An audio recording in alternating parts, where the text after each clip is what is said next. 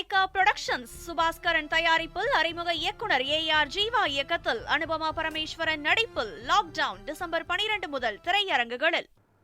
சிவகங்கை சட்டமன்ற தொகுதி நாத்தாக்கா வேட்பாளராக அறிவிக்கப்பட்டுள்ள இந்துஜா மற்றும் அவரது கணவர் ஆகியோரது பெயர்கள் வாக்காளர் பட்டியலில் இருந்து நீக்கப்பட்ட சம்பவம் பரபரப்பை ஏற்படுத்தியது. சிவகங்கை சட்டமன்ற தொகுதிக்கு நாம் தமிழர் கட்சி வேட்பாளராக அறிவிக்கப்பட்டுள்ள இந்துஜா மற்றும் அவரது கணவர் ரமேஷ் ஆகியோரது பெயர்கள் வாக்காளர் பட்டியலில் இருந்து நீக்கப்பட்டுள்ளன. இதுகுறித்து எஸ்ஐஆர் படிவமும் பூர்த்தி செய்யப்பட்டதாக கூறப்படுகிறது.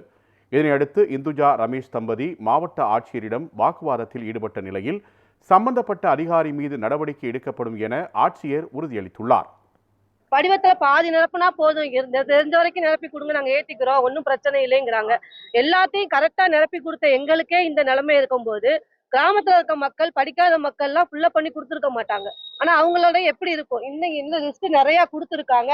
இன்னும் நாங்க பார்ப்போம் எத்தனை பேர் லிஸ்ட் நீக்கப்பட்டிருக்காங்கன்றதை நாங்க சொல்லுவோம். நீங்க அதை கவனிக்கணும். சிவகங்கை சட்டமன்ற தொகுதியின் 2026 வேட்பாளராக என்னோட மனைவி இந்துஜா ரமேஷ் அவர்கள் அறிவிக்கப்பட்டு தேர்தல் பணிகளை நாங்கள் 6 மாசமா செஞ்சுக்கிட்டு இருக்கோம்.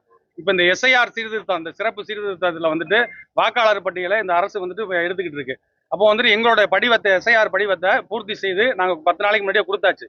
இப்போ நேற்று அரசு சார்பாக டெத்து இது ஷிப்டட் எதுன்னு சொல்லிட்டு ஒரு பட்டியல் கொடுத்துருக்காங்க தொகுதி முழுக்க. அந்த பட்டியலில் என்னோட பெயரும் என்னோட மனைவி பெயரும் டெத்துன்னு கொடுத்துருக்காங்க.